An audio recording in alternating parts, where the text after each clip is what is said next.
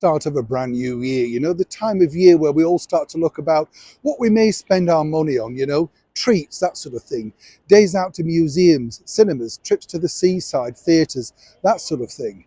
And then, of course, you get this particular news, which basically reaffirms everything that you need to know about what's going wrong in the world of the cultural, shall we say, landscape right now. As ever, let me explain. Hi, good morning, Neil. Sean here. Nice to see you today as ever. Hope you're all keeping well. Thank you so much for joining me. Yes, we're making it through, aren't we? 2023 already. Not bad. I mean that genuinely, I think it's these first few days, isn't it? You're like, oh gosh, back to work again. And of course, we're all back on the treadmill. Well, some of us are still on holiday though. Do let me know if you're still on your break. Very nice. Yes, I must admit. Back as ever though to your story of the day. This story really, just fascinates me in a sense because it's basic common sense, isn't it?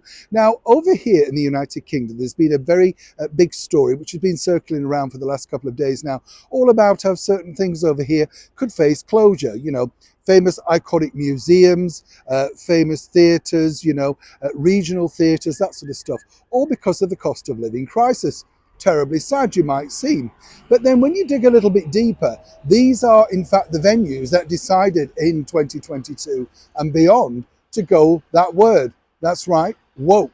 Now, what I find fascinating is this, a lot of them are saying they're now not receiving their grants and things like that, which is terribly sad. But then if you were actually, displaying things, putting on exhibitions that people wanted to see, you wouldn't need grants, would you?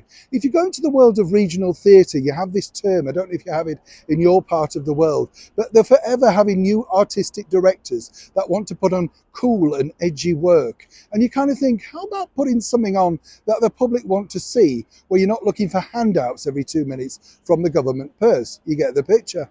And then you go to museums and they say, oh, well, we want to rid ourselves of all the things that may offend people. And you know the things I'm talking about. So they endlessly rewrite history. And then, of course, you go into something which you're being told is now the new fact, when in fact you knew the original anyway. Probably learned it all in school like me.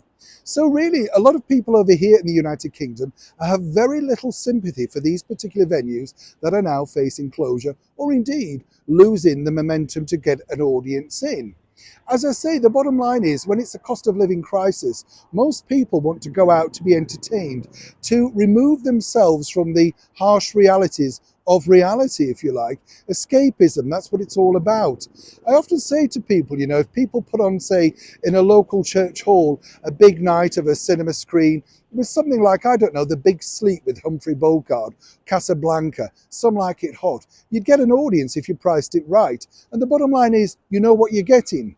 In this day and age, of course, of a cost of living crisis, can anyone truly afford to go along to something that they're totally unsure about, albeit edgy and cool, but very expensive? And at the end of it, who's truly the winner?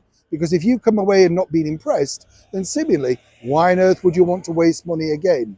But of course, when theatres and museums and venue spaces have all been given endless grants, what do they care? Only now the grants have been taken away.